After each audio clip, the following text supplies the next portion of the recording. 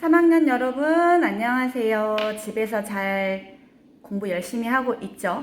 자, 이번 주에는 선생님이 EBS 강의를 올리지 않고 우리가 평소 수업하던 대로 교과서 띄워가지고 밑줄도 긋고 메모도 하면서 그렇게 수업을 하려고 합니다.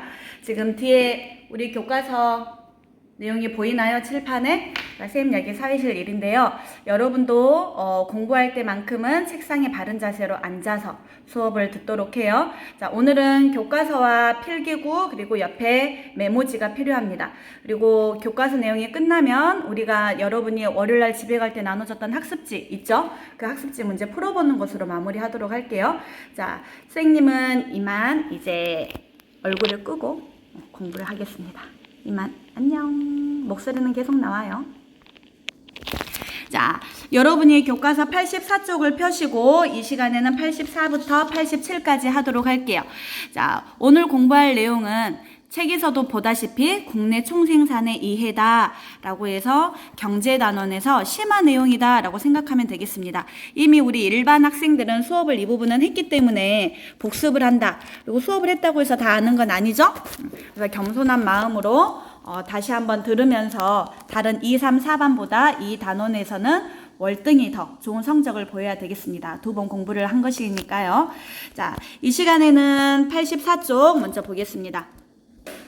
자, 보면 먼저 한 나라의 경제 규모를 어떻게 파악할까? 그래서 한 나라 경제 규모, 그래서 좀 이제 경제 심화 내용이 보이죠?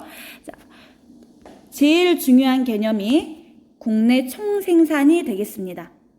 선택. 자, 그 나라의 경제 규모를 알기 위해서는 우리가 뭐를 할 거냐면 첫 번째, 국내 총생산의 의미와 한계를 설명할 수 있다 그랬죠? 이 시간에는 국내 총생산의 의미, 한계, 그리고 한 장 뒤로 넘어가서 경제 성장에 대해서 공부를 하도록 할게요. 자, 그럼 먼저 국내 총생산이 무엇인가?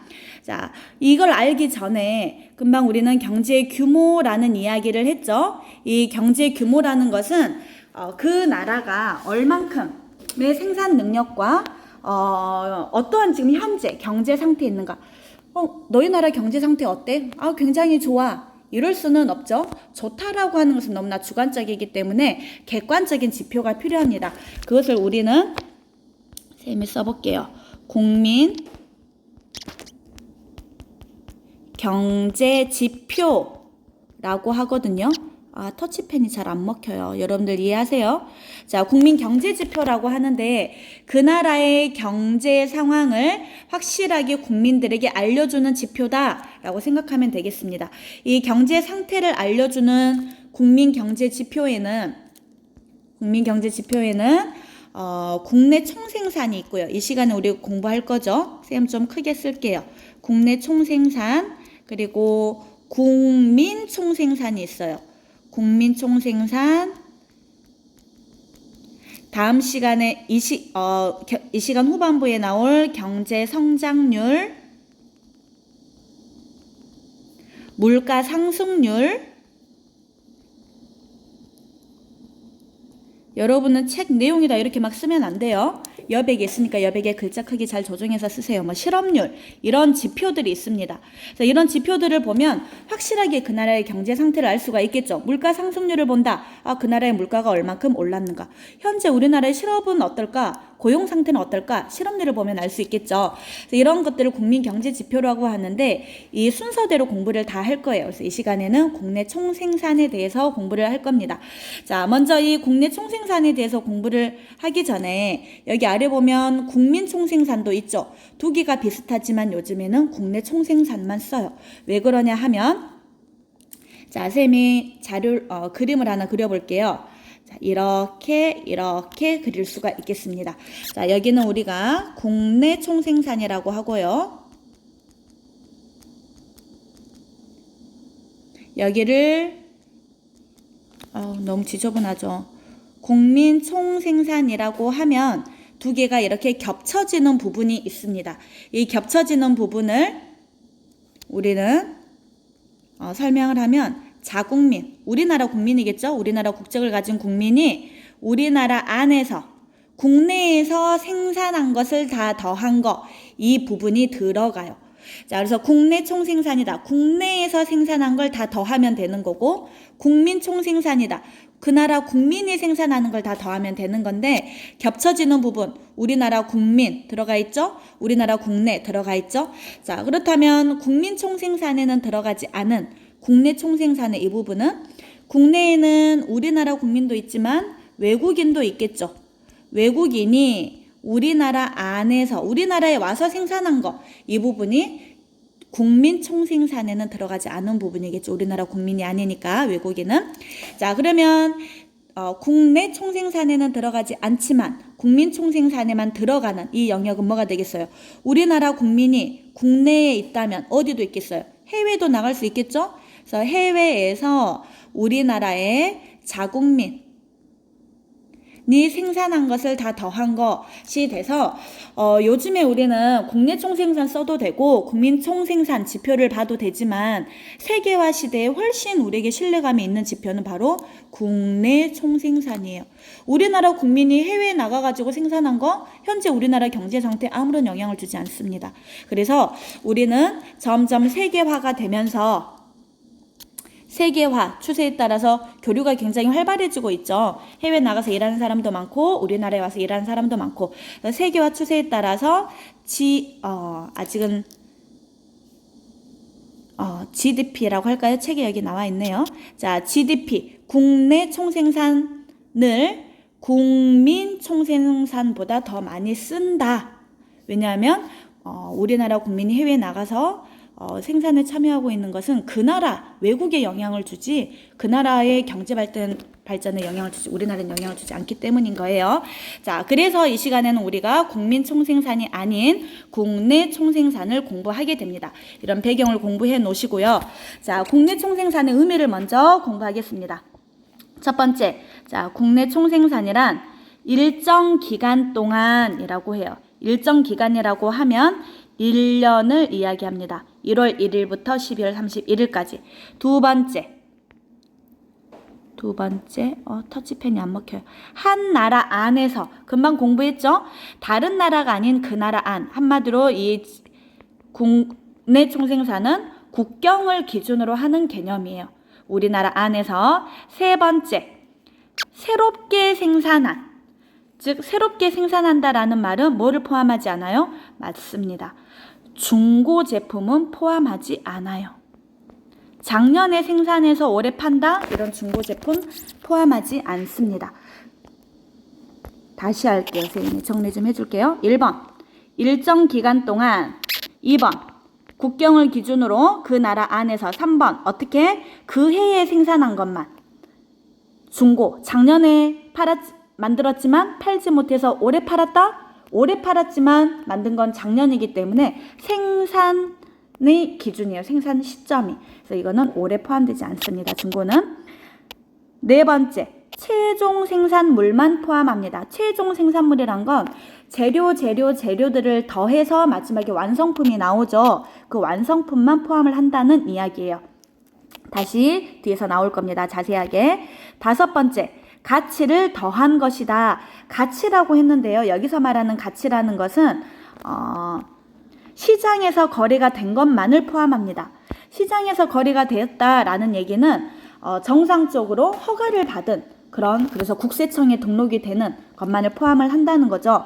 그래서 만약에 목수가 의자를 만들었어요.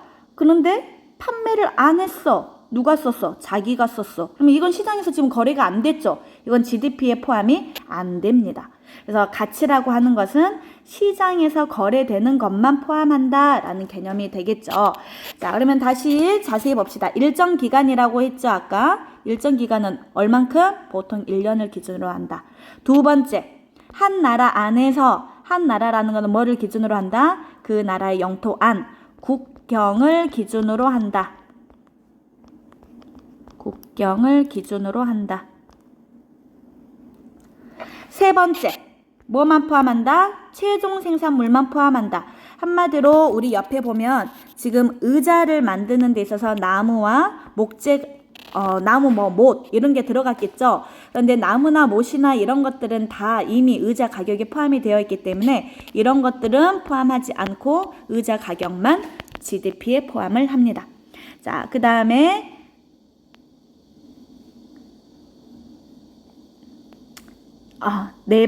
네 번째, 시장에서 거래가 된 것만 포함을 한다 그랬죠. 자, 그러면 우리가 GDP를 어떻게 계산할까? 그러면 최종 생산물만 포함을 한다고 했는데 GDP를 계산하는 방법에는 세 가지가 있어요. 자, 세 가지가 뭐냐면 가장 쉽게 계산하는 방법은 여기 나와 있는 거 금방 정의에서 공부한 그대로 최종 생산물의 가치만 보면 됩니다. 이 국내 총생산 국내 총생산을 계산하는 방법은 첫 번째, 뭐를 본다? 가장 쉬운 방법, 최종 생산물의 가치만 본다. 그 다음에 두 번째, 너무 불편하다. 좁으니까 너무 불편하네요. 자, 두 번째는 최종 생산물이 나오기 전에 쌤이 여백을 좀 만들어 볼게요. 자, 최종 생산물이 나오기 전에 국내 총생산 계산 방법. 자, 첫 번째. 뭐를 본다? 맞아요. 최종 생산물이 뭔지를 본다. 그래서 최종 생산물의 가치, 시장 가격, 얼마에 팔렸는가, 그걸 다 더하면 돼요. 우리나라에서 팔리고 있는 것들 다 더하면 됩니다. 두 번째. 자, 두 번째는 각 생산 단계에서 더해지는 것들이 있어요. 우리가 금방 교과서에서 보는 것처럼 의자를 만들었을 때 나무 샀죠, 못 샀죠? 이러면서 나무를 재배하는 사람이 자기가 생산했으면 그것을 원가에 넘기지 않죠. 얼마를 더 덧붙여서 이윤을 남기고 팔죠. 그 이윤을 부가가치라고 합니다. 각 단계마다 더해지는 이 부가가치를 더하면 돼요. 부가가치의 합계. 세 번째, 좀 어렵죠? 이따 선생님이 사례로 한번 다 알려줄게요. 자, 세 번째는 그냥 총생산물 다 더합니다. 그 나라에서 뭐가 만들어졌는지를 그냥 다 더해요. 다 더한 다음에 뭐를 빼면 돼요? 맞아요. 중간 생산지 빼면 돼요. 중간 생산물의 가치를 빼면 최종 생산물의 가치가 나옵니다. 자, 이게 어떻게 된 건지 좀 의아하죠? 자, 이것들을 선생님이 한번 보여주도록 할게요. 자, 예를 들어서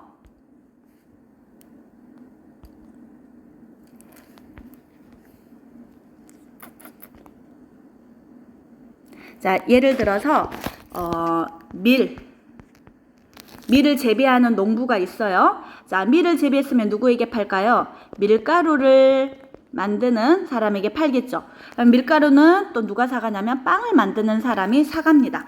자, 밀을 만약에 10만 원어치 생산했다. 자, 이것을 밀가루 업자에게 넘깁니다. 그냥 넘길까요? 좀 이윤 남겨야겠죠? 19만 원에 넘겼다고 합시다. 그러면 얼마를 지금 이윤을 남겼냐면 본인은 9만 원에 이윤을 남겼죠. 이걸 뭐라고 해요? 부가가치라고 합니다. 다음 단계에 넘기면서 자기가 가지는 이윤, 더해지는 가치.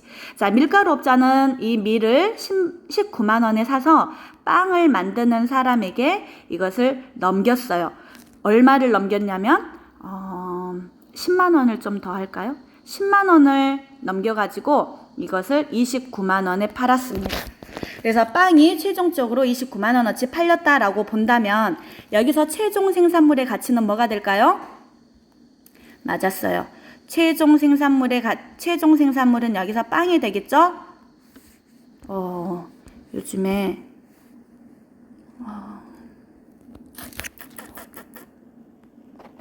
미안해요, 여러분들. 요즘에 지금 코로나가 심각하죠. 그래서 이게 지금 막 재난 문자가 계속 오고 있어요. 자, 쏘리. 쌤이 지금 핸드폰으로 하다 보니까 이게 익숙하지가 않아. 자, 다 지워져 버렸어요. 어떡해요. 자, 그래서 금방 다 기억하고 있죠? 밀가루, 빵, 밀 10만원어치, 밀가루 19만원어치, 빵 29만원어치. 자, 이러면 부가가치가, 각 단계 부가가치가 9만원, 여기는 10만원이 될 거예요. 9만원, 10만원. 자, 이랬을 때 최종 생산물의 가치는 빵이 되기 때문에 이 나라의 GDP는 얼마다? 29만원이다 라고 얘기할 수 있습니다. 자, 이게 첫 번째 방법이고요. 두 번째, 금방 각 생산 단계에서 부가가치 합계라고 그랬죠. 각 생산 단계에서 9만원이 더해졌고 10만원이 더해졌는데 여기서 하나 착각하는 거 있어요. 늘 실수하는 게 첫 번째, 아무것도 없다가 밀이 생겼으니까 이것 또한 부가가치겠죠. 자, 10, 9, 10을 다 더합니다. 그럼 얼마입니까? 29만원. 그래서 두 번째, 각 단계의 부가가치 합을 계산해도 29만원이 나오죠. 세 번째, 모든 단계에서의 생산물의 합을 다 더하라고 했어요. 그러면 밀이 10, 밀가루가 19, 빵이 29. 이걸 다 더합니다. 다 더해서 뭐를 빼? 10과 19를 빼면 돼요. 29를 빼면 되겠죠? 그러면 답은 얼마예요? 29. 그래서 어떤 방법으로 해도 값은 다 똑같이 나와요. 그래서 어떤 문제가 주어졌느냐 사례에 따라서 여러분이 계산하기 쉬운 그런 것들을 고르면 되겠습니다. 자, 그러면 우리가 다시 교과서로 넘어가도록 할게요. 자, 그래서 GDP를 계산하는 가장 쉬운 방법은 뭐다? 맞아요. 최종 생산물의 가치를 계산하는 것이다. 라고까지 봤고요. 자, 넘어가겠습니다. 85쪽 한번 볼까요? 자, 85쪽 문제를 한번 풀어볼게요. 자, 올해 1년 동안 우리나라에서 있었던 국내 총생산의 의미를 알아보자 그랬습니다. 자, 첫 번째, 이 중에 국내 총생산에 포함되는 거랑 포함되지 않는 것으로 구분해보자 그랬네요. 제가 올해 만든 이 책상을 그랬어요. GDP에 포함될까요? 오케이. 저는 매주 토요일마다 봉사활동을 가요. 봉사활동 포함될까요? 안 된다고 맞았어. 왜 안 되는 거예요? 맞아요. 봉사활동을 돈을 주고 거래하는 게 아니잖아요. 시장에서 거래되는 게 아니죠. 시장에서 거래되는 게 아니기 때문에 봉사활동은 GDP에 포함되지 않는다. 세 번째, 중고차를 샀대요. 중고차 안 된다고 했죠. 우리는 GDP에 뭐만 포함된다고 했어요? 그 해에 새롭게 생산된 것만 포함된다 했기 때문에 중고는 포함이 안 됩니다. 디귿. 자, 마지막, 저는 외국인이지만 한국에서 영어 회화를 강의하고 있어요. 어디에서? 한국에서. GDP 포함되나요? 맞았어. 우리나라 국민은 아니지만 우리나라 안에서 일을 해서 돈을 벌고 있기 때문에 이것은 GDP에 포함이 된다, 안 된다? 맞았어요. 된다. 자, 그러면 우리가 지금 추신수 선수, 손흥민 선수, 외국에서 엄청나게 활약하면서 우리나라의 위상을 높여주고 있단 말이에요. 이 선수들이 받는 돈은 우리나라 GDP에 포함이 될까요? 안 될까요? 맞았어요. 안 됩니다. 자, 그렇다면 뭐가 GDP에 포함되겠어요? 우리나라에 와서 활동하고 있는 외국 용병들. 쌤은 야구 기아 팬이거든요.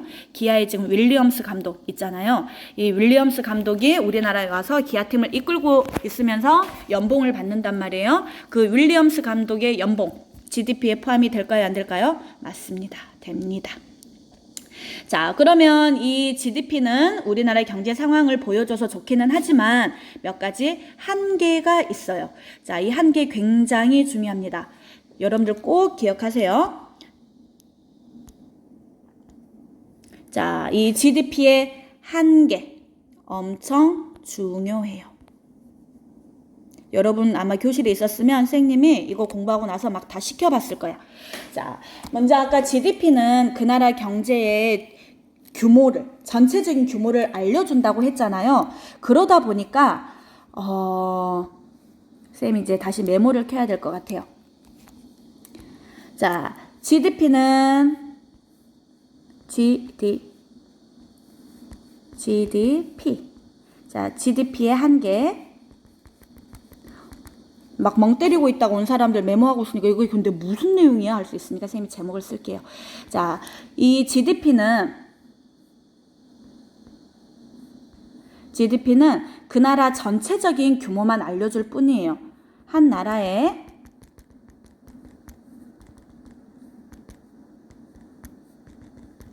전체적인 규모, 생산 능력, 이것만 보여줍니다. 자, 그러면 이런 예를 들어볼 수가 있겠어요. 자, 미안해요. 선생님이 휴대폰으로 하니까 작동법이 조금 그러네요. 자, 선생님 여기다 하고 지울게요. 자, A국과 B국의 GDP를 비교했더니 A국은 100이고 B국은 1000이었어요. 딱 보면 어느 나라가 잘 살아요? B국이 훨씬 더 잘 살죠. 자, 그래서 B국이 A국보다 경제가 많이 성장했구나 라고 이야기를 하는데 실은 뭐를 하나 간과하고 있어. 도대체 그 나라의 국민이 몇 명이 일을 해서 이 100과 1000을 만들었는지를 우리는 봐야 돼요. A국의 인구수를 보니까 A국은 10명이야. 그러면 한 명당 얼마씩을 지금 생산에 참여한 거예요? 맞았어요. 한 명당 약 10 정도를 생산을 한 거죠. 근데 B국의 인구는 보니까 1000명이었던 거야. 오, 그러면 한 명당 생산에 얼마를 참여한 거예요? 맞아요. 1밖에 참여를 못했어. 따라서 GDP는 B국이 훨씬 크지만 그 나라 국민들의 평균 소득은 어디가 더 큰 거예요? 맞았어요. A국이 더 커요. 그래서 GDP의 한계점이다. 그러면 자, GDP의 한계점은 반드시 그 나라의 평균 소득을 보기 위해서는 뭐를 봐야 된다? 한 명당 GDP에 얼마씩 참여했는지 1인당 GDP를 꼭 봐야 돼요. 그래야지만 뭐를 할 수 있다고? 그 나라의 평균적인 국민 소득을 알 수 있다고. 국민 소득을 알 수 있다. GDP는 알 수 있다 없다? 없다. 자, 그게 가장 큰 한계점이고요. 좀 자세히 보자면 자, 첫 번째. 아까 GDP는 뭐만 포함된다고 했나요? 맞아요. 시장에서 거래가 된 것만 포함한다 그랬어. 따라서 엄마가 집에서 김치찌개 끓여줘. 우리가 식당에서 먹는 김치찌개는 GDP에 포함이 되지만 엄마가 집에서 김치찌개를 끓여줘서 먹었다? 맞아요. 이거 GDP에 포함되지 않습니다. 내가 좋은 마음으로 봉사활동했다? 요즘에 장마가 길어지고 한때 폭우가 내려가지고 지금 주변에 수해 입은 곳 굉장히 많죠? 그게 봉사활동을 가서 내가 만족감을 크게 얻었어. 그렇지만 이건 GDP에 포함이 돼요? 안 돼요? 맞아요. 이런 것은 포함이 안 된다. 또 아까 목수가 자기가 의자 만들어서 자기가 앉았죠. 이런 걸 우리는 자가소비라고 합니다. 자가소비. 내가 만들어서 내가 썼다. 이 자가소비도 GDP에 포함되지 않아요. 시장에서 돈을 주고 거래가 된 게 아니니까. 자, 두 번째. GDP만 봐서는 경제 수준은 알 수 있지만 그 나라 국민들의 삶의 질 수준은 알 수가 없어요. 예를 들자면 환경이 많이 오염됐어요. 경제 성장시키면서. 또 사람들이 교통사고가 많이 났어요. 그러면 이것들을 처리하는 과정에서 돈이 많이 들어가니까 GDP는 올라갑니다. 그렇지만 환경이 오염돼서 우리 맨날 마스크 써야 되죠. 미세먼지 때문에. 교통사고 일어나면 후유증 너무 심각하죠. 이러면 행복할까요? 아니거든요. 그래서 GDP만 봐서는 우리가 삶의 질을 알 수가 있다 없다? 없다. 꼭 기억하시고요. 자, 세 번째.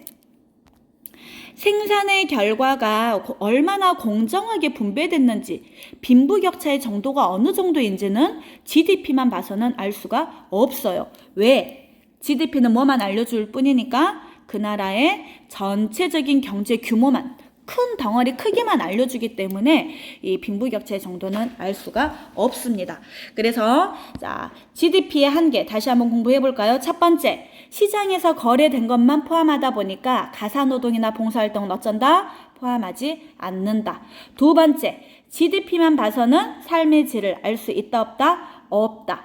그리고 내가 만약에 여가 생활을 해요. 책 읽어요, 운동해요. 굉장히 만족스럽죠. 근데 책 읽고 운동하는 동안 내가 일은 그만큼 못하게 되는 거잖아요. GDP는 그만큼 떨어져요. 그래서 아무리 여가를 늘려서 삶의 질이 향상된다고 하더라도 여가만큼 생산활동이 감소되는 거기 때문에 오히려 GDP는 감소하는 결과가 나오는 이런 아이러니한 상황이 생기죠. 그래서 행복지수와 GDP는 어쩐다? 아무 상관이 없다. GDP가 크다고 행복한 것은 아니다. 자, 스스로 확인 풀어보겠습니다. 1번. 일정 기간 한 나라 안에서 새롭게 생산한 모든 최종 생산물의 가치를 합한 것은 뭐였을까요? 이 시간의 가장 큰 핵심이죠? 뭐라고? 오케이. 답 쓰시고요. 선생님 답 안 알려줄 거예요. 자, 두 번째.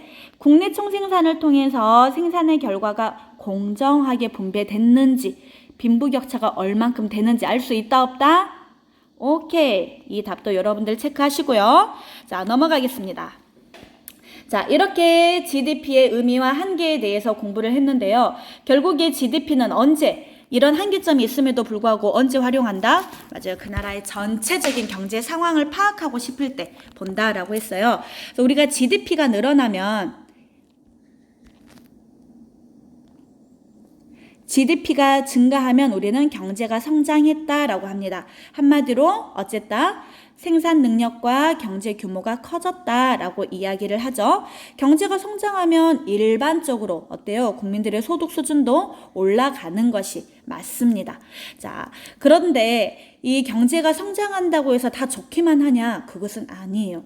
자, 경제가 성장했을 때 나타나는 긍정적인 면과 부정적인 면을 정리를 해보도록 할게요.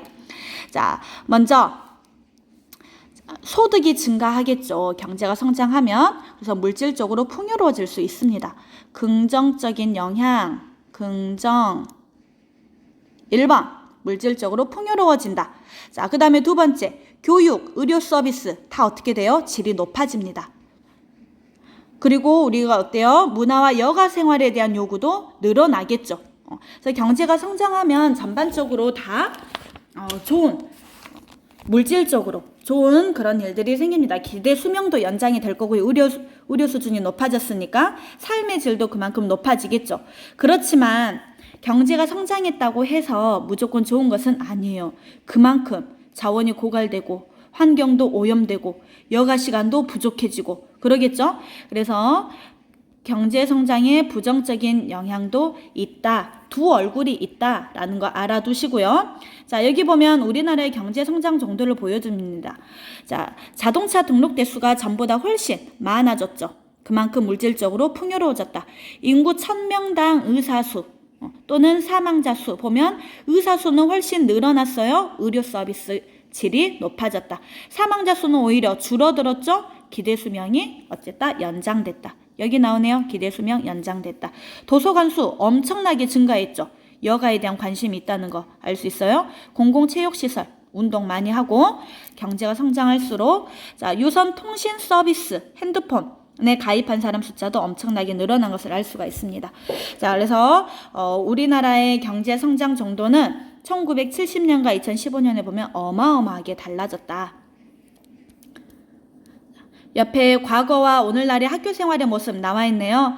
지금 여러분이 있는 교실의 모습과 예전 과거의 모습은 엄청 다르죠. 선생님 이런 시절 살았어요. 엄청 옛날 사람 같죠? 자, 교실 내부 시설과 학생 수, 내부 시설도 우리 지금 전자칠판이 있습니다. 우리는 교과서에 나와 있는 이 교실보다 훨씬 선진화된 교실이 있어요. 전자칠판도 있죠. 뭐 냉난방 천정형이 다 있죠. 공기청정기도 있죠. 그렇지만 여기 과거 교실을 보면 엄청 학생 수도 많죠. 그리고 칠판도 그리고 그냥 오로지 교과서에만 의존하고 공부했던 그런 시절이었어요. 여러분은 굉장히 발달된 그런 사회에 살고 있습니다. 자, 이렇게 해서 오늘 경제 성장의 긍정적인 면, 부정적인 면까지 같이 한번 봤어요. 중간에 갑자기 재난 문자가 와가지고 수업 흐름이 끊어지기도 했지만 선생님이 온라인 강의를 올려서 그런 강의를 정말 잘하시는 강사분들의 질 높은 강의를 여러분들에게 제공하고 싶은 마음도 있지만 이렇게 그 강의를 올려놓으니까 오히려 체계 정리를 하는 친구들이 부족해서 어디에 뭐가 있는지를 잘 모르더라고요. 그래서 이 시간에는 조금 서툴지만 선생님이 교과서를 가지고 해봤습니다. 자, 스스로 확인 1번, 2번 한번 풀어보세요. 국내 총생산이 증가해서 나라의 생산 능력과 경제 규모가 커진 거. 경제 규모 하니까 국내 총생산 GDP 하려고 했죠? 아니에요. 이미 문제에 GDP가 나와 있어요. 이걸 무엇이라고 할까? GDP가 커지는 거 뭐라고 할까? 네 글자입니다. 땡땡땡땡. 지어보시고 국내 총생산을 그 나라의 인구 수로 나눴어요. 왜냐하면 국내 총생산은 큰 덩어리만 알려줄 뿐이기 때문에 그 나라의 평균적인 소득을 알고 싶을 때 한마디로 이건 GDP가 그만큼 한계가 있다라는 의미이기도 하겠죠? 이거 아까 우리가 얘기했죠. 뭔가요? 맞았어요. 이거는 쌤이 답을 알려줄게요. 1인당 국내 총생산. 영어로 쓸게요. 칸이 좁으니까 1인당 GDP라고 합니다. 1인당 GDP는 어떻게 구하면 됐어요? GDP를 뭘로 나눴더라? 맞았어요. 그 나라의 인구 수로 나누면 뭐가 나온다? 한 명당 GDP에 참여한, 그래서 받은 돈, 1인당 GDP, 소득이 나온다 그랬습니다. 여기까지 선생님은 마무리하고 여러분은 문제, 학습지에 나와 있는 문제 한번 풀어보도록 하세요. 선생님이 여러분이 다음 주에 학교 오면 그때 학습지로 복습 안 할 거예요. 복습 안 하고 답만 알려주도록 하겠습니다. 자, 중간에 쉬는 시간을 주려고 했는데 너무 선생님이 빠르게 와버렸네요. 우리 사람들 그만큼 능력이 있는 거니까. 자, 모두 30분 동안 공부하느라고 고생했고요. 자, 마무리 정리 잘 하시고 나 좀 서툴다 그러면 다시 한번 책 내용 보면서 복습해가지고 GDP의 의미, 한계, 경제 성장의 긍정적인 의미, 부정적인 영향까지 여러분들의 정리를 잘 했으면 좋겠어요. 안 보고도 이야기할 수 있을 만큼. 자, 오늘 고생했습니다. 안녕.